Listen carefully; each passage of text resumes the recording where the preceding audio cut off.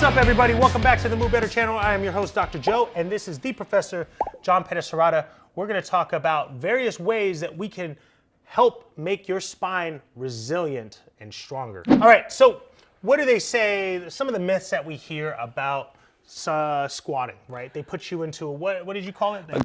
You're in this specific box. This is how you got to squat, or else you're not doing it right, right? Everything from you can't let your knees pass your toes. Got to pull it back that way. You have to have, see how Dr. Joe? You got to have your legs wide, or as wide as your hip. Yeah. And in actuality, it's really what your body's allowing you to do at that certain point, and then working to see how you could improve it. But where did we hear that stuff in the past? Man, it was, Personal training? Yeah. It was personal training. Personal training, I heard that honestly. shit all the time. I was told when I first learned personal training back in it was back in 2000. 90s. But it was a long 90s and yeah. Back in the day, we were told, all right, make sure that you don't put pressure into your knees. You had to squat a certain way. You had to put pressure more into the back part of the hips. Everybody squats different, and that's what the reality of it is. We hear, I mean, there's different research studies on knee valgus and what is knee valgus and what is the way to retrain knee valgus and what does the squat assessment look like, and we have all of those things. And do I use it? Absolutely, I use it. However, we have to take into consideration the fact that everybody has different structures, different bone structures, different ways of moving, and we all have to make sure that we take that into consideration when we squat, when we teach, when we retrain a squat. Right. I mean, the bottom line is if you squat and it's painful, you probably want to change how you're doing it. You don't want to push through the pain. Right. You don't want to push into more pain when you're squatting. You're like, screw it, this is the way I'm supposed to retrain it. What if you have some type of hip dysplasia? What if you have some structural deficiencies that keep you from squatting the way you're supposed to squat?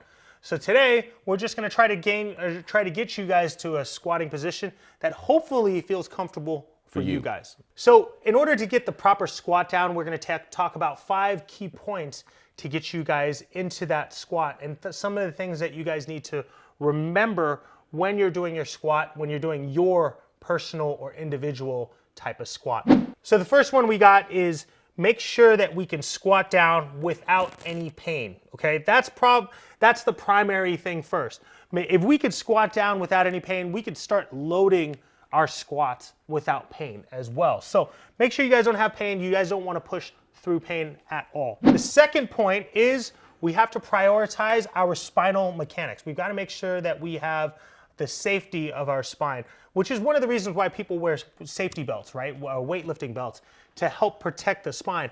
Well, in this case, before you guys add so much load onto your back or the front part of your chest, we want to make sure that you guys have the spinal mechanics. We want to make sure that you guys have the protection in that area. So it doesn't necessarily mean that you have to sit a certain way. We just want to make sure that you guys are protected in that position. So we want to, at the best we can, because we don't necessarily know if our spine is in neutral or not. We just want to make sure that we have proper control. So what that control means is we want to make sure that we can first make sure that we can control our hips. We're going to do a forward hinge first, and then we can do an extension or a anterior pelvic tilt, meaning our hips kind of bend in this front part area, and then we kind of create a lumbar lordosis or a curvature in that lower back, so we can see our hips kind of tilt here. All right. The next phase of that spinal protection is we want to make sure that we have proper belly breathing here, right? We want to see if our stomach can go out. As you can see, I have a pretty big belly here. It can push out, and I can also drive it back in, okay?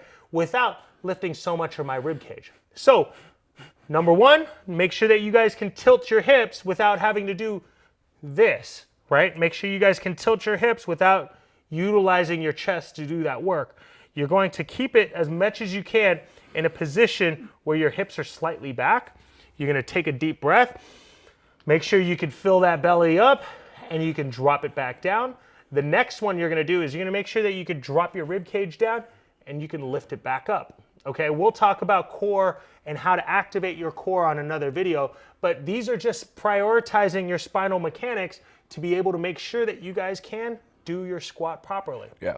Just to add to that, very important, right? Because a lot of times us trainers have been taught to just hold everything in. Yeah, flex. Actually, flex. you got to be able to push that out as Yeah. well, because the core muscles work in that tandem. It's not just pulling it in; it's being able to push it out as well. Yeah, think of it like a Coke can. If you guys, or a water bottle. If your water bottle is crunched in the middle and the air is all out, that water bottle we can just break down and it can basically crush into half. Right, but if you have But air if you in there, fill it up, exactly. Now our spine is actually being a little bit more protected yes. with the core musculature around that area. So you got to push that belly out. With the mechanics, we want to try to create space for our spine, our protected spine, to be able to drop down low. Whether that means us driving our knees out or stepping a little bit wider, we want to try to drop our hips down into we want to try to drop our spine down into our hips. So we want to try to create enough space as our spine drops straight down. If we start thinking of our knees going back, we're immediately going to transfer load into our lower back. We want to try to go straight down in between our legs, and there's going to be a slight hinge from our hips as we go down. As you can see, there's a hinge here, and his load is going to go from his mid back, so his upper back, his upper back is going to go straight down. If we draw a straight line all the way down, it's going to go down towards that mid foot. So when we squat, if you guys don't know how to squat just yet, hold on to something. Grab a bar, grab something that's a little bit more stable, grab a door frame, sit, and however feels comfortable to you first, sit down and see if you could just drop your shoulders straight down between your legs, and making sure that your shoulders here and my head is in the mid part of my foot. And then number 4 is, where are we going to put the load on our foot? Again, the things that we're taught back in the day with training is we've got to put more pressure onto our heels. Completely false, you guys. You guys want a nice rounded balance between the foot. So if I'm going to be putting the load, I'm going to tell him to put the load here, here, and on his heel. Make sure that he has that triangular tripod on his foot. Make sure that he has pressure on all parts of his foot in order to make sure that the load goes directly onto the mid part of his foot. So as he squats down, he's going to go straight down here. He's going to make sure that he has enough space, push his knees out a little bit more, and drop the load between his legs, and make sure that his spine is protected here and dropping between his feet. Now, when we assess, come on and stand up. And when you assess yourself, or when you test yourself, here's the big thing. Load changes, when we put load on your back, your whole squat is going to start to change, whether you put load in the front part of your chest or the back part of your chest. So point number 5 is going to be going straight down and making sure that we change the load and how our body is going to respond to it. So come on up. Part of training the squat is changing the load of how much you can be able to load your spine. And that will actually help with protection of your spine. That will also help with stabilizing your core, strengthening your core. It'll also help with strengthening your hips, your knees, your ankles, everything that's taking on this load-bearing weight. And we want to make sure that we just protect it as much as possible. Right. So there's a direct line of resistance, right, from where the load is into the gravity. And so if you look at it from a physics perspective, it will change based off of where the load is. In a reference to changing where the load is on the body, Dr. Joe here is going to demonstrate how it all changes based off of where that weight load is. He's got it pulled in, and so now when that's pulled in, the resistance and to balance the body from falling forward and back changes as well. Now he has it all the way out. So where's all the weight? There's weight over there. He has the counterbalance on this side of the body. He pulls it closer. Now the counterbalance is a little bit more different. He puts it on his spine or on his back. The center of gravity changes, and now the load, and now it's a little bit more balanced throughout the body. And what happens there is, again, it creates a different mechanic on the squat. It's never going to be perfect, only one way. It's going to change based off of where that load is, because it's all physics. It has to counterbalance the lever arm and the fulcrum of where the movement is going and where the load is at. So try those exercises to help keep your spine more resilient.